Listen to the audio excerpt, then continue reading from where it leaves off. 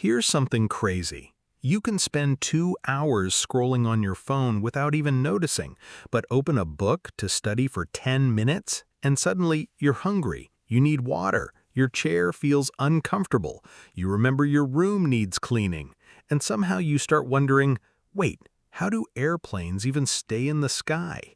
Anything except the thing you're supposed to be doing. But here's the weird part. You're not necessarily lazy. Your brain is doing what it loves to do: save energy, avoid discomfort, and choose the easiest reward. So when your brain gets two options, study for an exam or watch another 15-second video, it already knows which one it wants. But what if, instead of fighting your brain, you could trick it into starting? That's the LOTUS Method. 5 simple steps for getting yourself to do hard things, especially when you really don't feel like it. And it starts with L, lower the difficulty. Imagine I tell you, do 100 push-ups. Your brain immediately starts negotiating. Maybe tomorrow. My shoulder feels a little strange. I think today is supposed to be a recovery day. You haven't even touched the floor yet. But what if I say, do 1 push-up? Your brain goes, 1? Fine. That's the trick. Stop thinking about the entire task. Need to study? Don't think 3 hours. Read 1 page. Need to exercise? Don't think 5 kilometers. Put on your shoes. Need to write? Write 1 sentence. Make the first step ridiculously easy. Think about taking a shower. Sometimes getting into the shower feels like work, but once you're inside, suddenly you don't want to come out. Same shower, same person. What changed? You started. So don't make finishing easy. Make starting easy.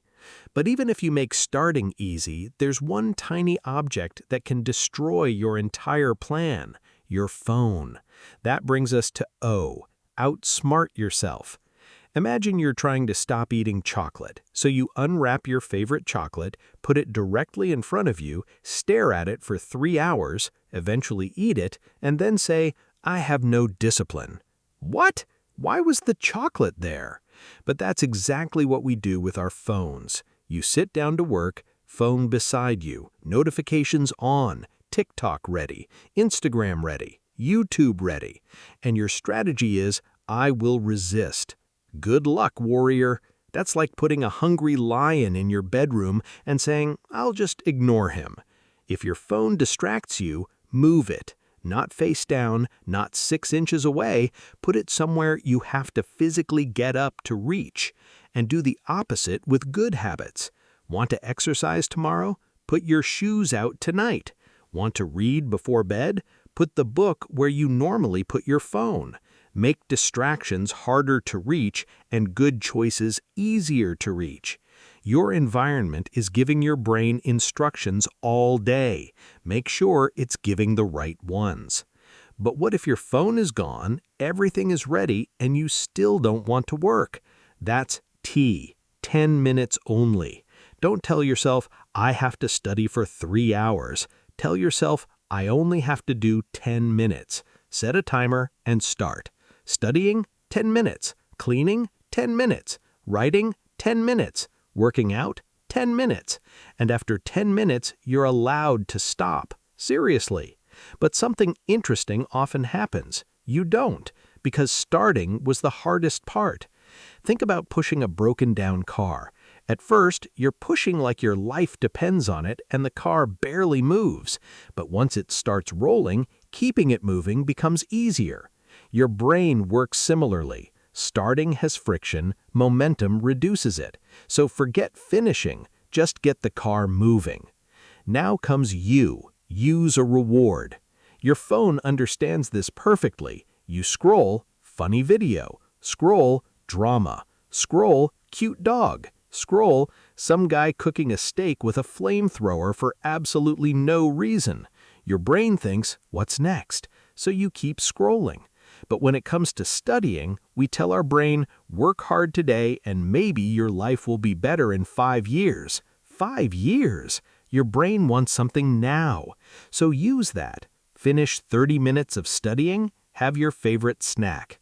Finish your workout, watch something you enjoy. Finish an important task? Give yourself guilt-free free time. You're teaching your brain effort first, reward second. And that order matters. Because if you say, I'll watch one episode first, then I'll study, 3 hours later, Netflix is asking, are you still watching? And you're sitting there thinking, mind your business. So remember, work first, reward second. Finally, S, stack small wins.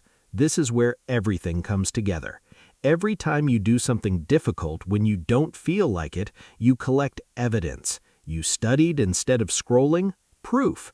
You exercised when your brain said tomorrow? Proof. You worked for 10 minutes instead of waiting for motivation? Proof.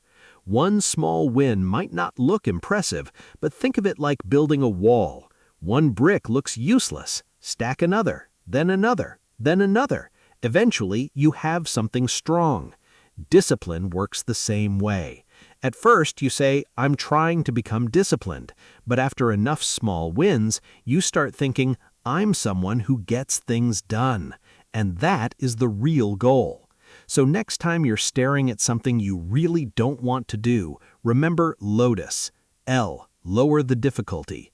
O, outsmart yourself. T, 10 minutes only. U, use a reward. And S, stack small wins. You don't need 5 hours of motivation. You don't need to wake up at 5 a.m., drink green juice, meditate for 2 hours, run 10 kilometers, and suddenly become a productivity robot. You just need to win the next few seconds. Put the phone down, open the book, put on the shoes, start the timer. Do the smallest possible first step, because someone who waits until they feel motivated can wait forever. But someone who learns how to start even when they don't feel like it, that person becomes very difficult to stop. If you want more simple psychology tricks that help you understand your brain and take control of your life, subscribe. And remember, don't wait for your brain to give you permission. Move first, let your brain follow.